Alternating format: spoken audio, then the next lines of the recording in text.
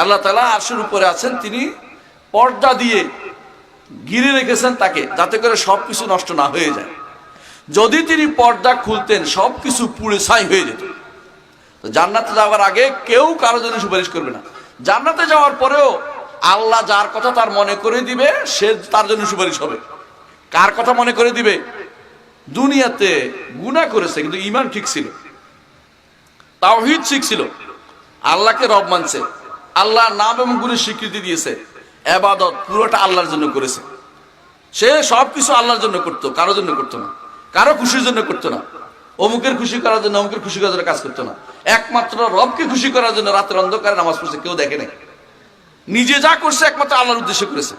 উদ্দেশ্য বিভিন্ন রকম হয় নাই, সমাজপতিকে খুশি করার জন্য হয় নাই, অমুক শক্তিধরকে খুশি করার জন্য হয় নাই।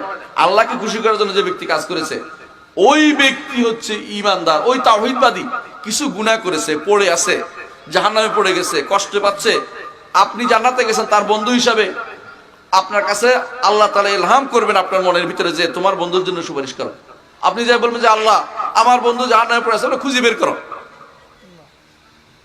আল্লাহ তাআলা তখন অনুমতি দিবেন, তখন আপনি খুঁজে বের করতে পারবেন, তাকে নিয়ে আসতে হবে। এর আগ পর্যন্ত সুপারিশের ক্ষমতা কারো নেই, কেউ করতে পারবে না, কেউ করতে পারবে না। মান যাল্লাযী ইয়াশফা'ু ইনদাহু ইল্লা বিইযনিহি, এমন কে আছে তার কাছে সুপারিশ করবে তার অনুমতি ব্যতীত? এমন কেউ কি ক্ষমতা আছে? দুনিয়ার বুকে আপনি তার দাপট দেখেন নাই, দূরে রাখছে তিনি।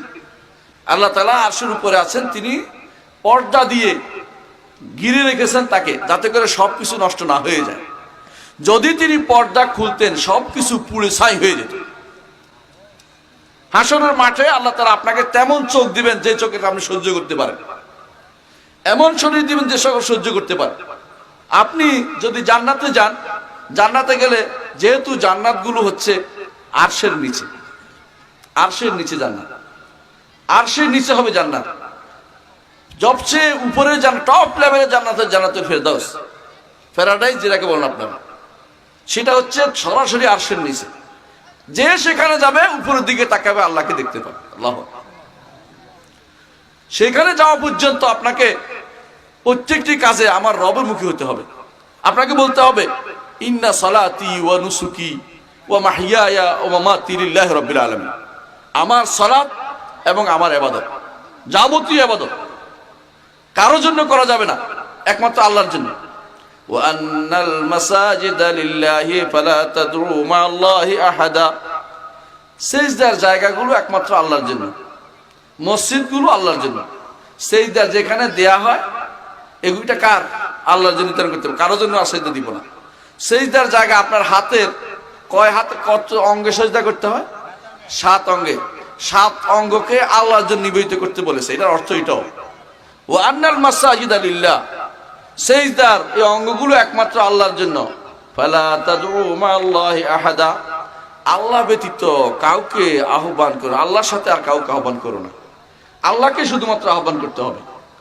তাহলে দুনিয়ার বুকে আপনাকে তাওহীদ যদি প্রতিষ্ঠা করে যেতে পারেন, আখিরাতে সেটা আপনার কাজে লাগবে।